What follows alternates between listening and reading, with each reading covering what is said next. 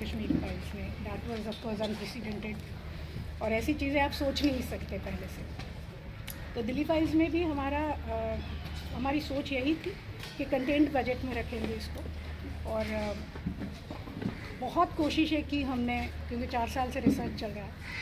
तो कलकत्ता में जाके हम शूट करेंगे या हम कहीं और जाके शूट करेंगे। जैसे हमने वैक्सीन वार्ड पूरी लखनऊ में शूट की थी, जबकि दिल्ली की स्टोरी थी, लेकिन हमें वहाँ लोकेशंस मिल गई दिल्ली जैसी, दिल्ली की तरह।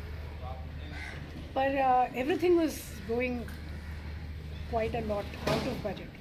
So that's when we met a wonderful person called Rajat Poddar. He's unfortunately not with us anymore. तो उनके साथ हमने पूरी बातचीत की, and then he suggested that we should make sets.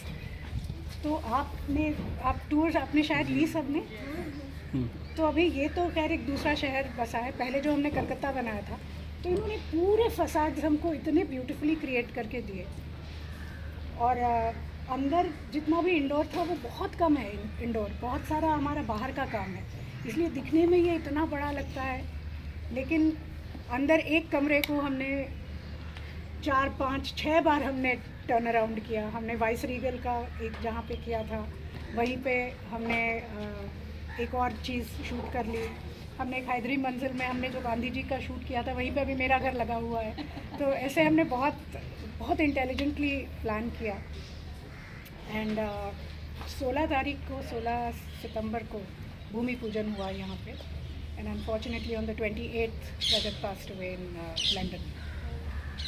But and we didn't know कि क्या होगा, कैसे होगा। But then his entire team, Pradeep Banerjee, Alankar, Chaitali, Pappu ji, and a lot of other people, including his brother Raja.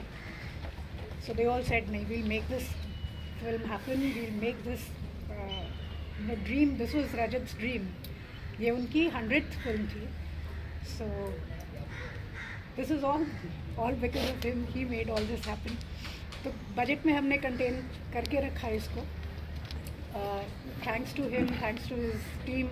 जितना बड़ा दिखता है, ऐसा लगता है कि बहुत सबसे बड़ी फिल्म आज की तारीख में बन रही है, लेकिन बजट वाइज हमने बहुत इंटेलिजेंटली इसको प्लान किया है। सेट पे प्रोफेशनल माहौल, पूरा इंडोर शूटिंग था ना, कोलकाता में कहीं पे कुछ हुआ था? हाँ, हमने ये सारा जो लगाया है आउटडोर मोस्टली है हमारा, इंडोर बहुत कम है। तो इंडोर जैसे मैंने कहा कुछ एक हमने लगाए थे घर, उसके अंदर हमने वही चेंज कर करके एज पर शेड्यूल भी फिनिश्ड। कोलकाता में कहाँ पे हुआ था शूटिंग? कोलकाता में नहीं किया, कुछ नहीं, सब यहाँ बस आया गया इधर। Everything here in mud island. Ma'am set पे प्रोफेशनल माहौल किस हद तक था? जब एक डायरेक्टर विवेक अग्निहोत्री और एक प्रोड्यूसर आप आते हैं तो किस तरह का माहौल बनता था? प्रोफेशनल, बहुत ज़्यादा प्रोफेशनल था। हमारे साथ अभी एक बहुत almost 80% of our team is young team, 30 and under ऐसी पूरी टीम है। तो उनका काम करने का एक अलग ढंग है। आजकल OTT का बहुत वो एक वर्क कल्चर आ गया है। तो कुछ हमने एडजस्ट किया उनके साथ, कुछ उन्होंने हमारे साथ एडजस्ट किया। मेरा सवाल विवेक सर को लेके था कि एक डायरेक्टर प्रोड्यूसर का जो कॉम्बो। अच्छा, हम दोनों के बीच? जी जी जी। हमारी तो प्रोफेशनल रिलेशनशिप बहुत वेल एस्टैब्लिश्ड है, because we started working together even before we got married.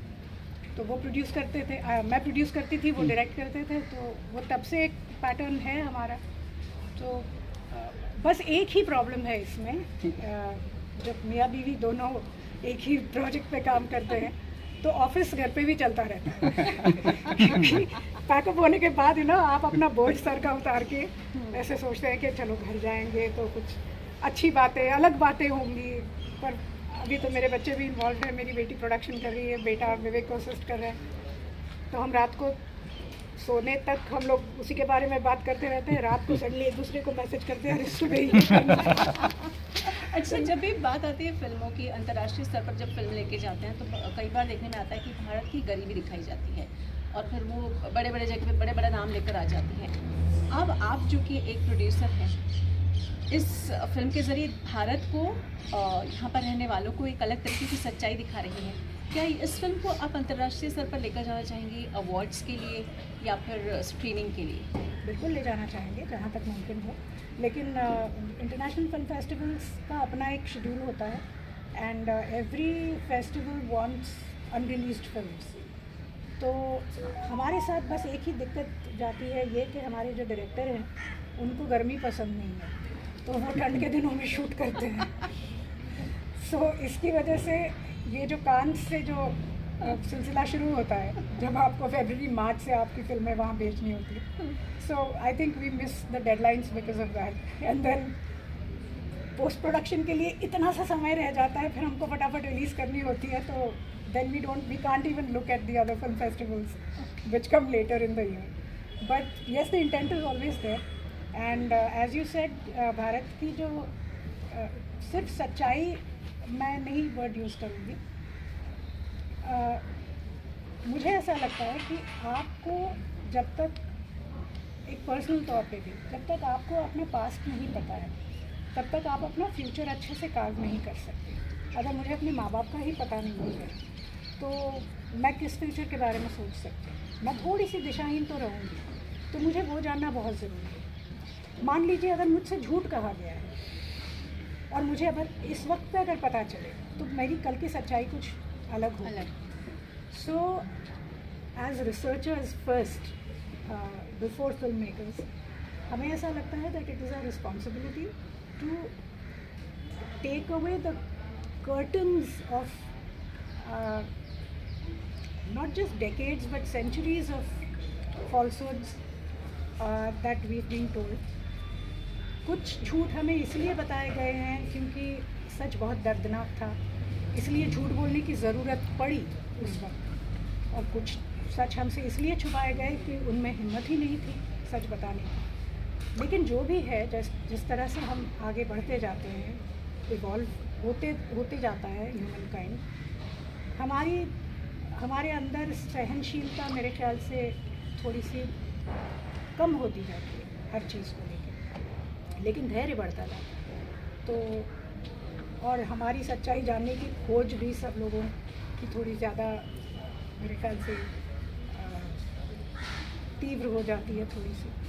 और जिस तरह का माहौल आजकल पूरी दुनिया में चल रहा है, तो हम उस दिन वही सोच रहे थे बैठ के कि एक समय आया था जब सारे पेगन रिलीजन्स दुनिया में ख़त्म होने लगे, और जितने भी पेगन रिलीजन्स थे उसमें बहुत समानता थी स्त्री और पुरुष में, क्योंकि पेगन रिलीजन्स में सिर्फ गॉड्स नहीं थे, गॉडेसेस भी हुआ करते थे, चाहे वो इजिप्शियन हो, रोमन हो, ग्रीक हो। सिमिलरली हमारी जो हमारा भी पेगन रिलीजन है, इसलिए हमारे यहाँ देवियाँ भी हैं और देवता भी हैं। जब कन्वर्जन्स शुरू हुए और इस्लाम और क्रिश्चियनिटी ने सबको कन्वर्ट करना शुरू किया, लोगों ने धर्म बदला अपना, लेकिन लोगों ने अपना कल्चर नहीं बदला, लोगों ने अपने नाम नहीं बदले। To quote a very famous example, Shafi Inamdar. Like Inamdar is an essentially Marathi surname, पर उनकी फैमिली में I don't know how many generations ago वो कन्वर्ट हो गए, इसलिए उनका पहला नाम शफ़ी हो गया। तो पहला नाम उनका गोविंद नहीं रखा गया, शफ़ी रखा गया, लेकिन Inamdar continuous.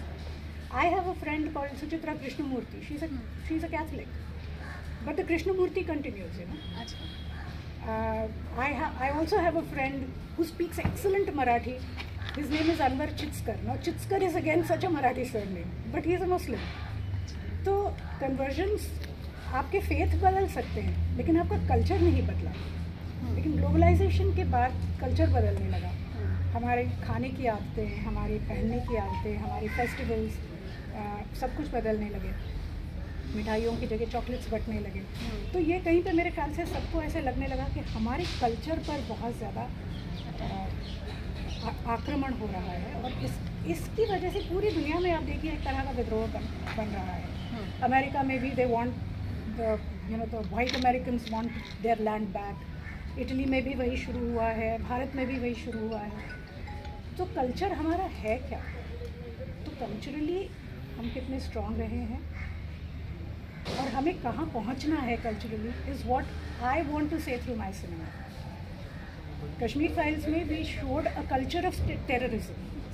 Unfortunately it was misconstrued by some vested interests, and it was made into a war of faiths, which that was not the intent. तो इसीलिए रिसर्च करना बहुत ज़रूरी होता है, बिकॉज व्हेन आपके सामने जब लोग ऐसे सवाल रखते हैं जो गलत होते हैं, तो आपके पास उसके ठोस सबूत होने चाहिए जवाब देने के। And hence we took 4 years of research for this project also, because एक कश्मीर फाइल्स के बाद हम और थोड़े से सतर्क हो गए थे कि हाँ, ये अगर गलत दिशा में ले जाते हैं लोग, तो हमें ये बताना बहुत ज़रूरी है कि हम ये फिल्म बना क्यों रहे हैं। Ma'am, even in Kashmir Files आपका जो रोल है बहुत करेजियस वुमन का, your view points and your thought process is very bold even in that. Kashmir files में भी हुई है, इस मूवी में द डेली फाइल्स में आपका रोल बोल्ड है या आप थोड़े सेंसिटिव हैं इसमें, या फिर आप थोड़े, what is your character? My character is a mix of many things. बहुत मेटाफोरिकल कैरेक्टर है ये। एक बहुत ही शिथिल महिला का कैरेक्टर है, जो कि फिज़िकली बहुत शिथिल है, लेकिन अंदर से जो उसकी स्ट्रेंथ है वो पूरी फिल्म में कैरी होती है।